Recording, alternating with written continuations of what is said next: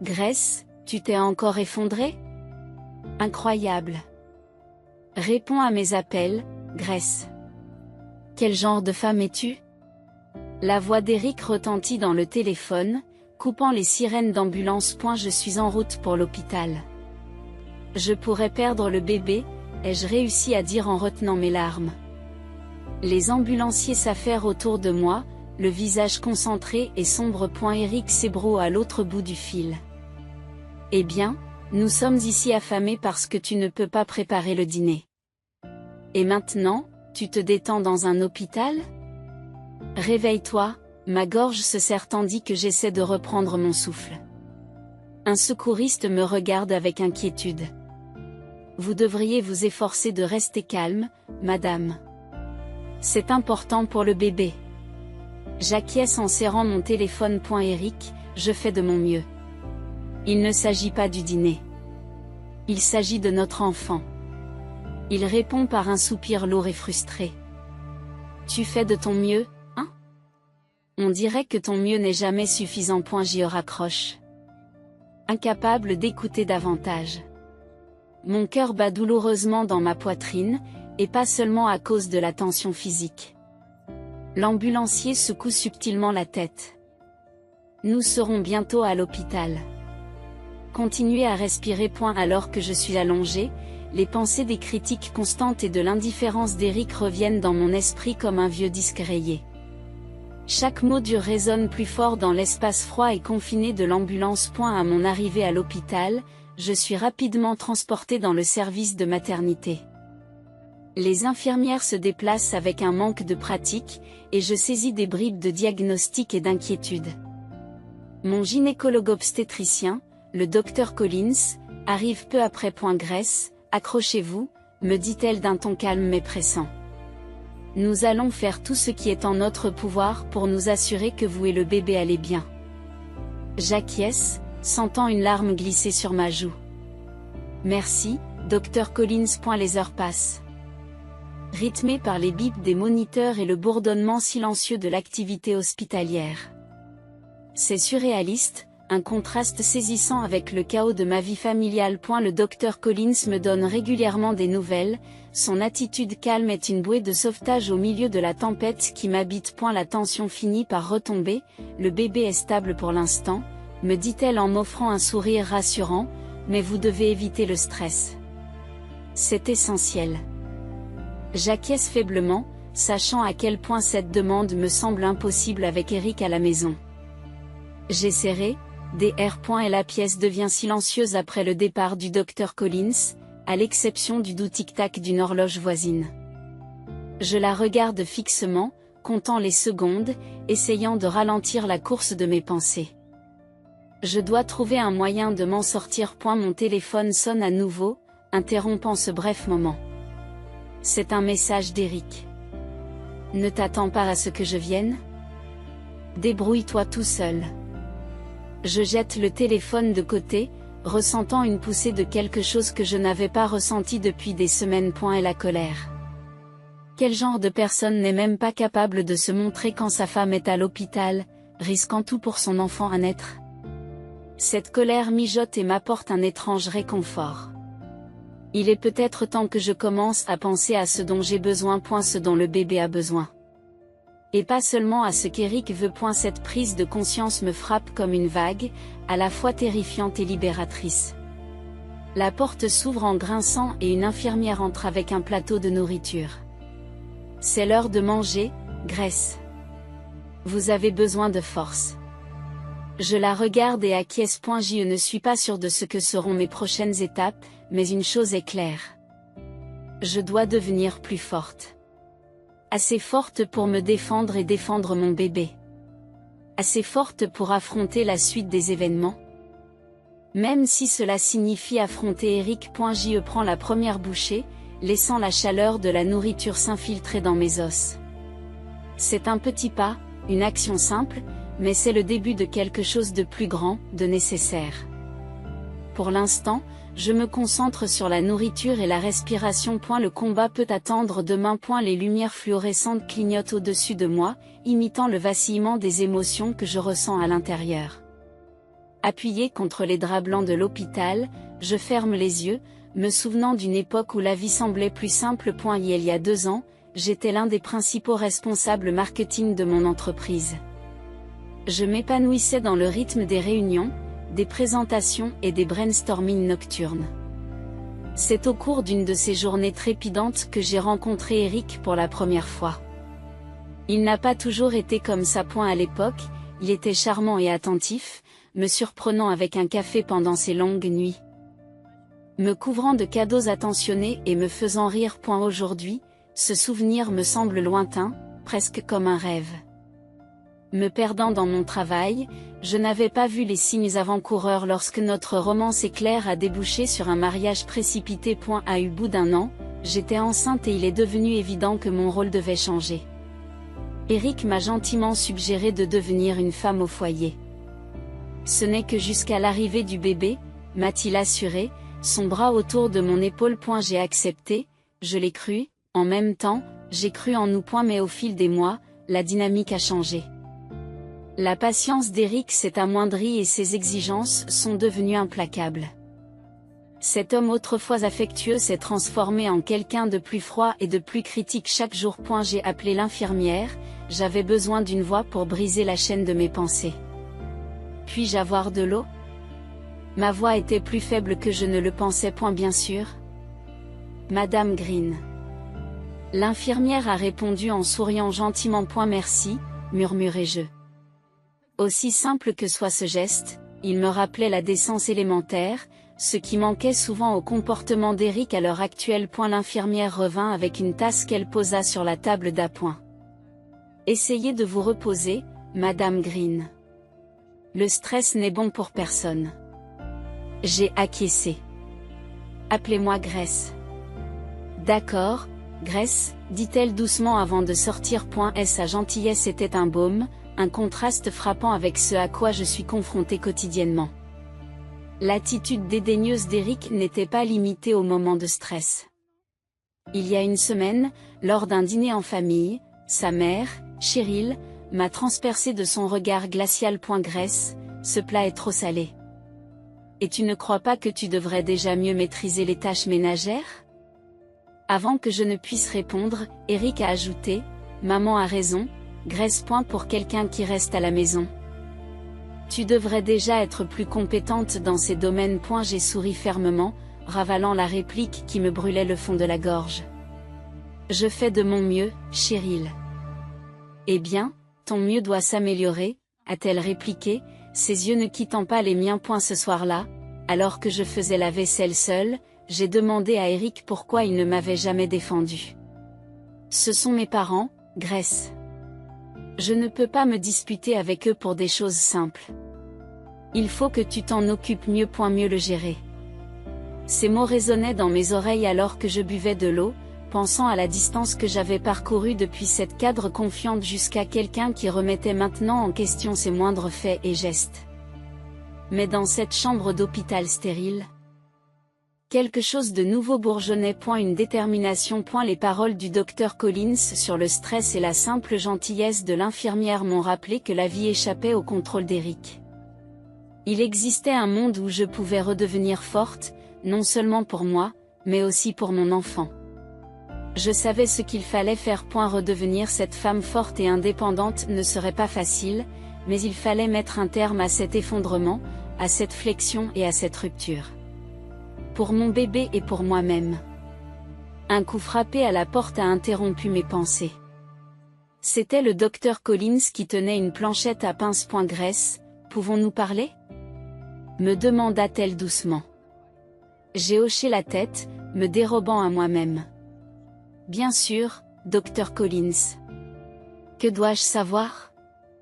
Il s'agit de trouver un équilibre entre votre santé et tout stress extérieur, a-t-elle commencé. Je savais que ce n'était que le début d'une conversation sur la reprise du contrôle. Des temps sombres s'annonçaient pour Eric. Mais à chaque instant passé à l'hôpital, ma détermination se renforçait. Il ne s'agissait pas seulement de rester en bonne santé. Il s'agissait de reprendre ma vie en main, un jour à la fois. Et la lumière du soleil traversait les fenêtres alors que j'étais assise dans mon lit d'hôpital, triant les pensées en cascade dans mon esprit. Alors que j'allais boire une gorgée d'eau, mon téléphone a sonné. Le nom de Cheryl s'est affiché à l'écran, faisant battre mon cœur plus vite. Grace, tu es restée assez longtemps à l'hôpital. Tu dois rentrer à la maison et t'occuper de tes devoirs. Elle commença sans préambule. Je ne suis pas allongée ici par choix, répondis-je en essayant de garder une voix stable.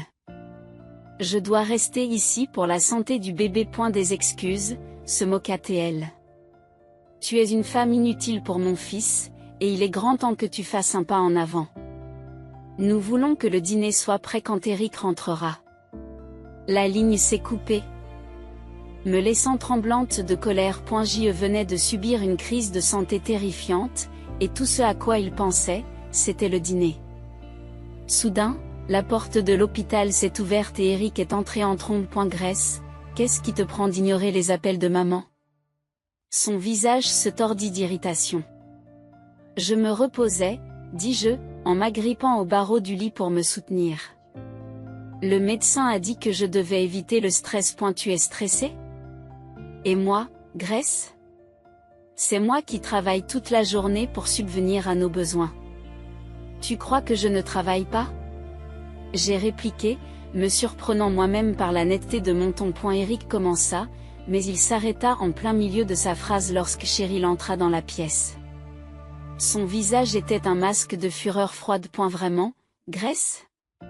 Tu cherches des excuses pour fuir tes responsabilités? Elle se tourna vers Eric. Ton père et moi n'avons jamais eu ce genre de problème. Nous t'avons élevé dans la discipline? Pas dans la paresse. J'ai serré les poings. Je fais de mon mieux, Cheryl. Je porte ton petit-fils, tu te souviens? Cheryl a reniflé. Porteur un enfant n'est pas une excuse. Les femmes le font depuis toujours sans provoquer de telles scènes. Eric m'a regardé, les yeux vides de toute sympathie. Maman a raison. Tu dois te ressaisir. Telle était la dynamique familiale que je subissais quotidiennement, inflexible et souvent impitoyable. Mais aujourd'hui, c'était différent. Quelque chose a changé en moi. Ces personnes, toutes leurs critiques et tous leurs ordres, n'avaient plus le pouvoir qu'elles exerçaient sur moi. Vous avez raison. Je dois me ressaisir, ai-je dit, la voix ferme. Pour moi et pour ce bébé.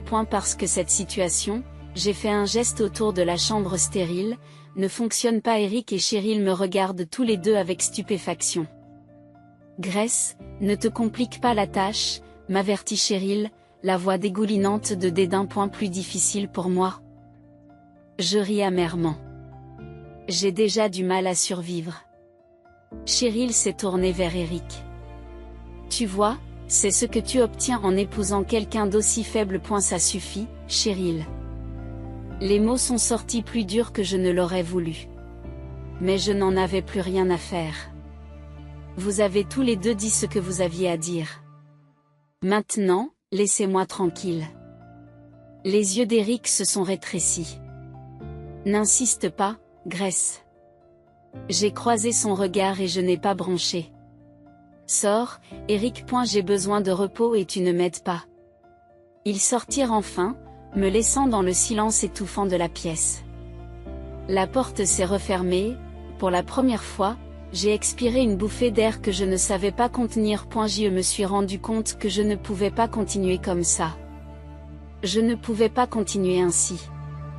Ce n'était pas une vie. Je savais qu'il me fallait une stratégie de sortie. J'ai repensé à une époque plus heureuse où j'avais des amis et des alliés, des gens qui se souciaient de moi. Peut-être. Juste peut-être, y avait-il quelqu'un qui pouvait m'aider à sortir de cet abîme. Il était temps de tendre la main, de trouver la force que j'avais enfouie depuis si longtemps. L'infirmière a écarté les rideaux, laissant entrer la lumière du matin. Je me suis redressée, ajustant les oreillers derrière moi. Mon corps me faisait souffrir, mais mes veines étaient pleines de détermination. J'avais besoin d'un moyen de m'en sortir, et chaque seconde me rapprochait de l'idée de demander de l'aide. La porte s'est ouverte. Je m'attendais à voir une autre infirmière, mais c'est une explosion de mon passé, Ali, qui est entrée. Ses cheveux étaient plus courts, mais Elle avait l'air plus sûre d'elle que jamais, mais ses yeux bleus perçants ne trompaient pas Grace, demanda-t-elle, son visage mêlant surprise et inquiétude. J'ai cligné des yeux, sous le coup d'une vague d'émotion. Ali, que fais-tu ici? Elle s'est approchée, a pris une chaise et s'est assise à côté du lit. Je rendais visite à un associé et j'ai vu ton nom sur le tableau. Que s'est-il passé? J'ai pris une grande inspiration. Eh bien, c'est une longue histoire, essentiellement des années de stress et... Eric. Son sourire s'est évanoui. Eric, votre mari? Oui, dis-je, ma voix est à peine un murmure. J'ai essayé pendant si longtemps de faire en sorte que ça marche, mais ça a été un cauchemar. Est sa violence psychologique, sa famille. J'ai du mal à tenir le coup. Ali se penche en arrière sur sa chaise, m'évaluant.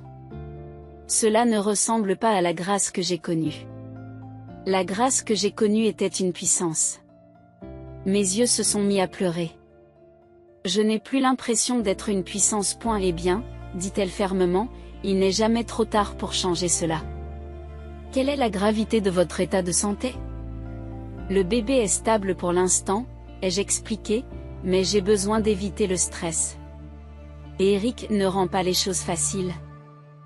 N'est-ce pas, demande-t-elle, connaissant déjà la réponse. Non, il ne le fait pas. Ali acquiesce pensivement. Grace, et si je te disais que tu n'es pas obligée de retourner à cette vie?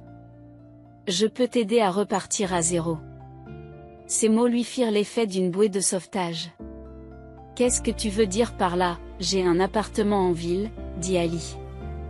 Il est vide et tu peux y rester sans payer de loyer. C'est un nouveau départ.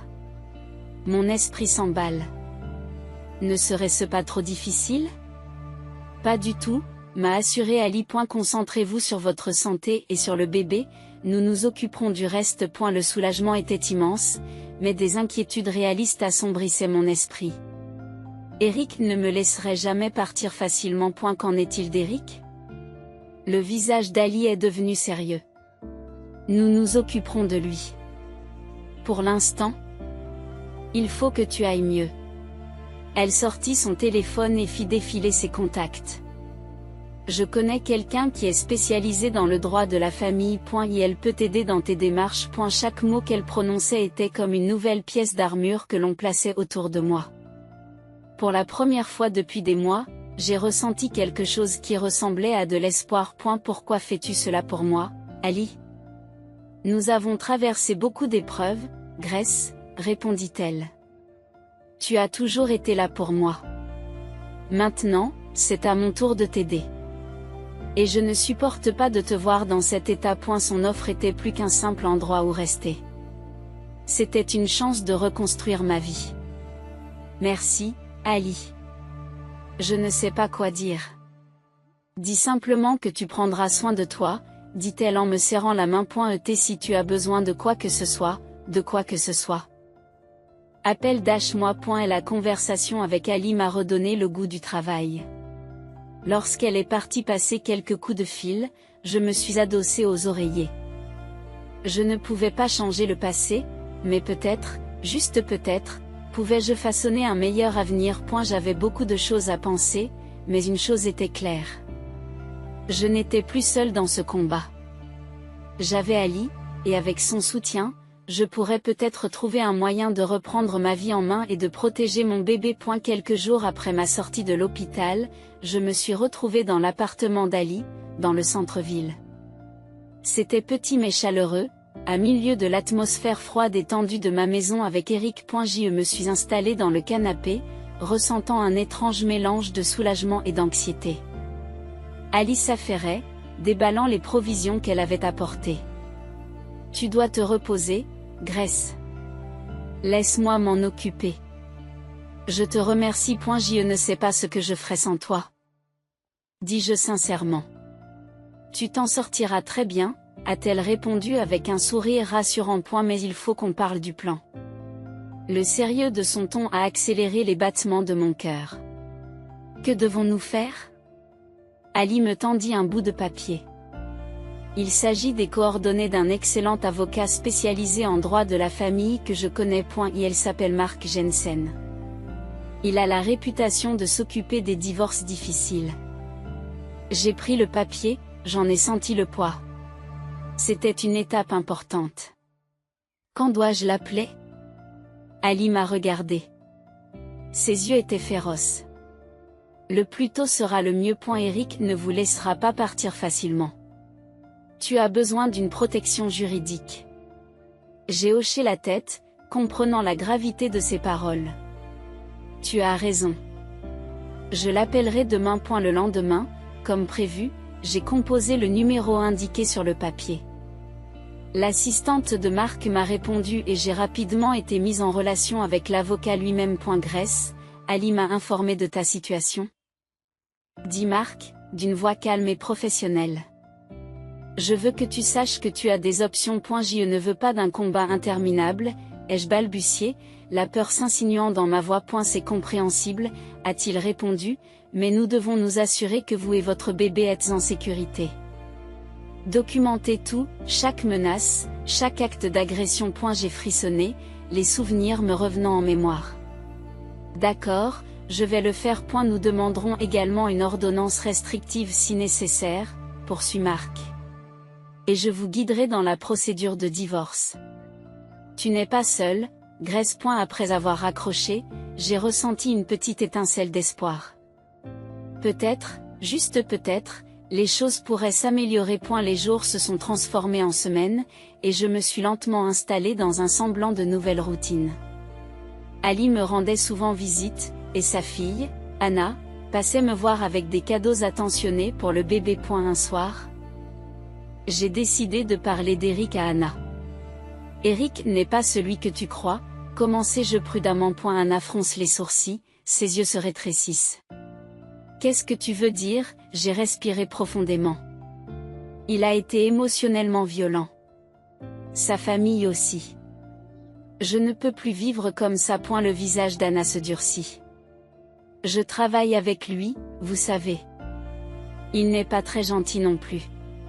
Mais je ne savais pas que c'était aussi grave. J'ai acquiescé, sentant un lien se former. Je suis contente que tu le saches maintenant. Les yeux d'Anna brillent de détermination.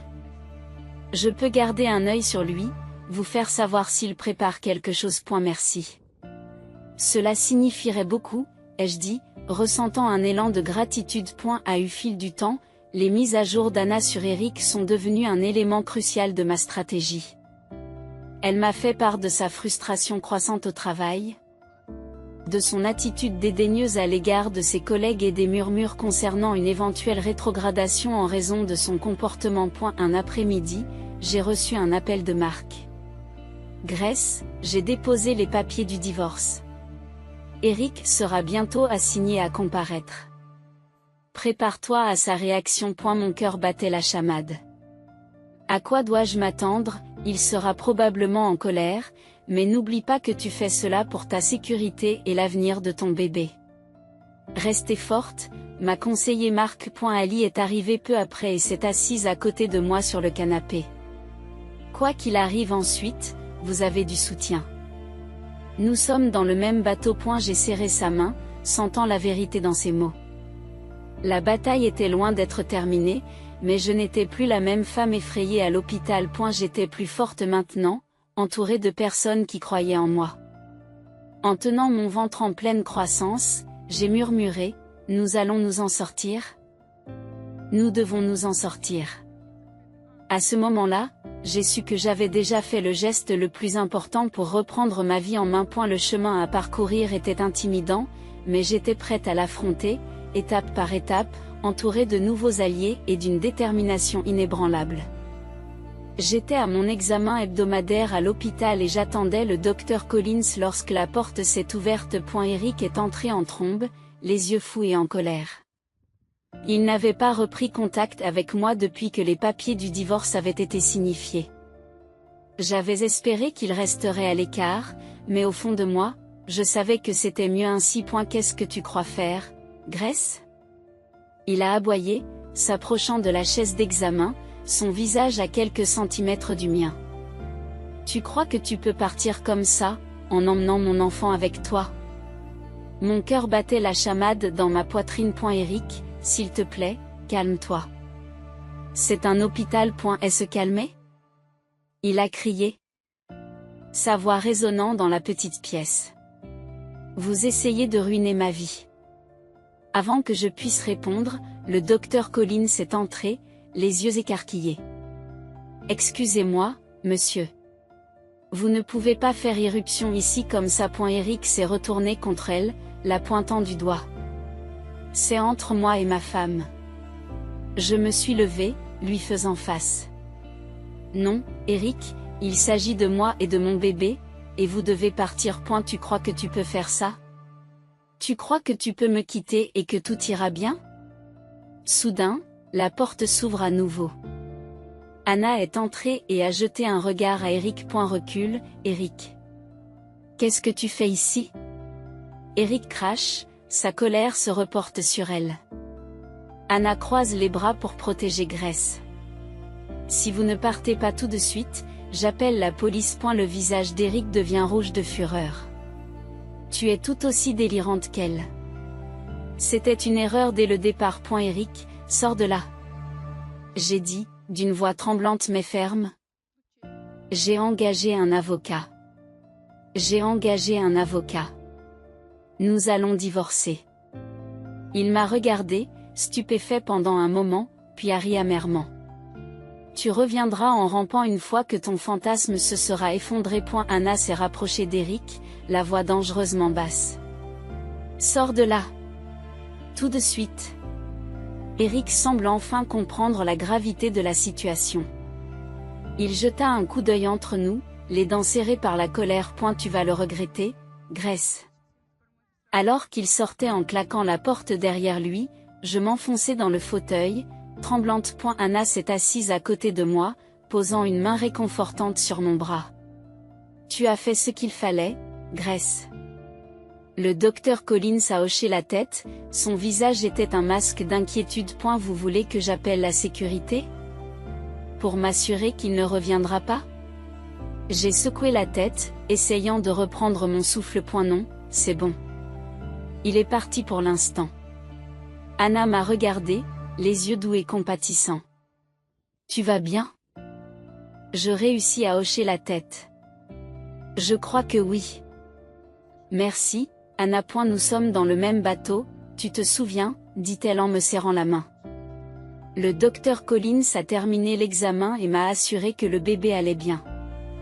Mais la rencontre avec Eric a laissé une tension persistante dans l'air. Lorsqu'Anna et moi avons quitté l'hôpital, elle s'est tournée vers moi. C'est le moment de rester ferme. Ne le laisse pas t'intimider. Je sais, ai-je dit, ma voix étant plus assurée que je ne le sentais. Je ne peux pas revenir en arrière. Je ne peux pas revenir en arrière. Anna a souri, une lueur féroce dans les yeux. Et tu n'y retourneras pas, nous nous en assurerons. Alors que nous montions dans la voiture, une nouvelle détermination s'installa en moi.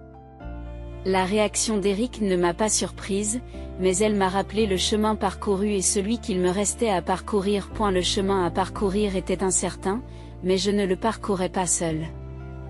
Avec Anna, Ali et le soutien de mes nouveaux alliés, j'ai ressenti une lueur d'espoir. Le combat pour ma liberté ne faisait que commencer, mais à chaque pas, je devenais plus forte, plus résolue. J'étais prête à affronter la suite des événements, sachant que cette fois-ci, j'avais la force et le soutien nécessaires pour tenir bon. Une semaine s'était écoulée depuis la crise d'Eric à l'hôpital, et je commençais enfin à ressentir un semblant de paix dans l'appartement d'Ali. Ma matinée était calme jusqu'à ce que mon téléphone vibre d'un appel d'Ali. Grace, allume les nouvelles locales, dit-elle d'une voix pressante. J'ai cherché la télécommande et j'ai allumé la télévision juste à temps pour voir le visage d'Eric s'afficher à l'écran. Eric Green, un homme d'affaires local, est accusé de harcèlement sur le lieu de travail et d'avoir créé un environnement hostile. Des sources fiables indiquent qu'une rétrogradation est imminente, a expliqué le journaliste. Mon cœur s'est emballé. J'avais du mal à croire ce que j'entendais, mais un sentiment de justification m'envahissait. La voix d'Ali interrompt mes pensées. Tu vois ça? Il n'a que ce qu'il mérite. Comment est-ce arrivé? Demandai-je, encore sous le choc. Anna, elle a rassemblé des preuves et les a rapportées. Elle connaissait les bonnes personnes pour s'assurer que l'affaire ne soit pas balayée sous le tapis, explique Ali. Au moment où je raccroche, Anna passe la porte, un air de triomphe sur le visage. Tu as vu les nouvelles? Oui, je les ai vues. Je ne sais pas comment te remercier, dis-je, la voix chargée d'émotion. Ne me remercie pas encore. Eric ne se laissera pas faire sans se battre, a répondu Anna, le visage devenu sérieux. Nous nous sommes assis sur le canapé, la télévision étant maintenant en sourdine. J'ai pris des dispositions pour renforcer la sécurité dans votre immeuble. Tant que l'ordonnance restrictive n'est pas finalisée. Nous ne pouvons pas être trop prudents, dit-elle. L'idée qu'Eric essaie de se venger me fait frissonner. Tu crois vraiment qu'il va tenter quelque chose? Anna acquiesce. Je ne pense pas qu'il puisse le faire. Mais tu n'es pas seule. Nous te soutenons. J'ai pris une grande inspiration, sentant le poids de la situation, mais aussi la force de mon système de soutien. Je suis prête à faire face à tout ce qui arrivera. Le téléphone d'Anna a sonné et elle a jeté un coup d'œil, fronçant les sourcils. C'est lui. Il n'arrête pas d'appeler, de laisser des menaces. J'ai saisi son poignet. Quel genre de menaces? Elle m'a regardé, les yeux remplis d'inquiétude, disant qu'il s'assurerait que tu regrettes de l'avoir quitté. Il est désespéré, Grace. J'ai fermé les yeux, la colère remplaçant ma peur. Laisse-le essayer. J'en ai assez d'avoir peur de lui. Les jours suivants ont été tendus. Partout où j'allais, je sentais l'ombre d'Eric rôder. Mais je refusais de la laisser me contrôler. Ali et Anna m'ont soutenu sans relâche. Marc m'a appelé un soir, le ton sombre, pour me dire « Grace, il faut qu'on parle. Grace, il faut qu'on parle. » L'avocat d'Eric a pris contact avec lui. Il va se battre durement pour le divorce, surtout pour la garde des enfants. Bien sûr qu'il le fera. Qu'est-ce qu'on fait? On se prépare, on rassemble toutes les preuves de ses abus, de ses menaces. Nous construisons un dossier solide, conseille Marc. J'acquiesçai, la détermination dans sa voix renforçant ma résolution. Je ferai tout ce qu'il faut. Les semaines se sont transformées en un flou de préparatifs et de vie prudente. La rétrogradation d'Eric devint officielle et des rumeurs circulèrent sur ses problèmes au travail. Anna me tenait au courant, m'assurant de garder une longueur d'avance. Enfin, le jour de l'audience de divorce arriva. À l'extérieur de la salle d'audience, mon cœur battait la chamade. Ali m'a tenu la main. Sa présence étant une force stabilisatrice. Tu as tout ce qu'il faut, Grace. Montre-leur la femme forte que tu es, murmura-t-elle. Lorsque nous sommes entrés dans la salle d'audience, le regard d'Eric m'a ébloui. Il avait l'air ébouriffé, son attitude arrogante était désormais entachée de désespoir. Je me suis tenue droite, prête à l'affronter. La procédure a été ardue, mais Marc s'est acharné à présenter toutes les preuves que nous avions méticuleusement rassemblées. L'avocat d'Eric a essayé de me dépeindre comme une personne instable et inapte, mais la vérité était indéniable. À eu bout du compte, le juge a tranché en ma faveur. Le comportement abusif d'Eric, ses menaces, l'environnement de travail hostile, tout cela pesait trop lourd contre lui. En sortant, j'ai senti un poids s'envoler de mes épaules. La défaite d'Eric était une victoire non seulement pour moi, mais aussi pour mon enfant à naître. Je m'étais battue et j'avais gagné. Mais surtout, j'avais récupéré ma vie. Prête à prendre un nouveau départ. Le jour où j'ai quitté le tribunal m'a paru surréaliste. Le combat était terminé et j'avais gagné. Et pourtant, l'avenir m'apparaissait comme une étendue inconnue, qui s'étendait devant moi. J'y suis retournée à l'appartement d'Ali, mon sanctuaire temporaire, me sentant à la fois soulagée et incertaine. Quelques semaines plus tard, j'étais assise dans le bureau d'Ali, faisant désormais officiellement partie de son équipe. J'étais reconnaissante pour le travail et la chance de reconstruire ma vie. Je me sentais bien d'utiliser à nouveau mes compétences et d'être entourée de personnes qui me soutenaient. Ali est entrée, tenant une minuscule grenouillère bleue. C'est pour le petit gars, dit-elle en me la tendant. J'ai souri et j'ai passé mes doigts sur le tissu doux. Merci, Ali. Tu as tant fait pour nous. Ta famille, Grace. En parlant de famille, elle a hésité, puis a continué. Je veux vous présenter quelqu'un. Elle m'a conduit dans une salle de conférence où était assis un homme d'une quarantaine d'années. Il a souri chaleureusement lorsque nous sommes entrés. Grace, voici John. John, voici Grace. John s'est levé et a tendu la main. Enchanté, Grace. Ali m'a beaucoup parlé de vous. Moi aussi, j'ai été ravie de te rencontrer, lui ai-je dit en lui serrant la main, un peu curieuse. John est thérapeute, m'a expliqué Ali. J'ai pensé qu'il serait utile de parler. J'ai acquiescé, me sentant un peu dépassée mais comprenant son intention. Merci, Ali. J'y réfléchirai. En retournant à mon appartement ce soir-là, j'ai ressenti un mélange de gratitude et de doute. Pouvais-je vraiment mettre tout cela derrière moi? Les mois ont passé et ma vie a commencé à se stabiliser. Je travaillais dur, me concentrant sur ma grossesse et mon nouveau travail. Anna est restée près de moi, son amitié devenant une lumière dans mon monde chaotique. Un après-midi, Ali m'a appelé dans son bureau. Grace, j'ai une proposition à te faire. De quoi s'agit-il? Ai-je demandé, curieuse. Elle m'a tendu un dossier, une opportunité de diriger un nouveau projet, quelque chose dans lequel je pense que tu excelleras. J'ai ouvert le dossier et j'ai parcouru les détails. C'était un projet difficile, mais aussi une chance de faire mes preuves une fois de plus. Je ne sais pas quoi dire. Dis oui, sourit Ali. Tu le mérites. D'accord, dis-je en ressentant une poussée d'excitation. Oui. Alors que je quittais son bureau, mon téléphone a sonné. C'était un message d'Anna. Tu peux me retrouver au parc? J'ai du nouveau. Je me suis précipitée et l'ai trouvée assise sur un banc, l'air excitée. Qu'est-ce qu'il y a? Elle a souri. Eric a été licencié aujourd'hui. Ils en ont eu assez de son comportement. Un flot d'émotions s'est emparé de moi, mais surtout du soulagement. C'est « waouh ». Je ne sais même pas quoi dire. Anna a ri. Respire. Grace. Le karma fait son travail. Nous avons passé le reste de l'après-midi à parler et à rire, un sentiment de fermeture s'installant en moi. Cette nuit-là, alors que j'étais allongée dans mon lit, sentant les coups de pied de mon bébé, je me suis enfin sentie en paix. Eric n'était plus dans ma vie et un nouveau chapitre commençait. J'ai murmuré. Tout va bien se passer, mon petit. Les mois ont passé, et bientôt le moment est venu. Le travail a commencé tard un soir et Ali m'a emmenée d'urgence à l'hôpital.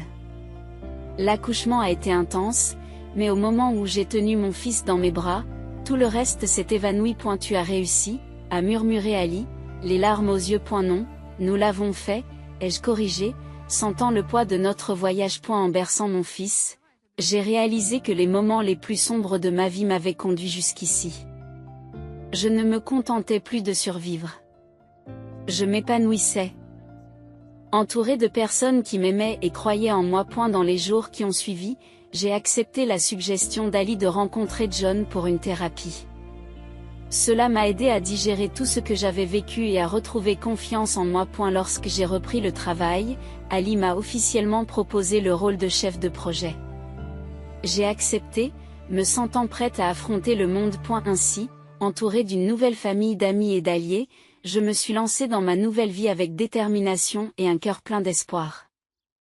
Mon fils et moi étions prêts à affronter la suite des événements, sachant que nous avions déjà surmonté les batailles les plus difficiles. Nous étions prêts à affronter l'avenir ensemble.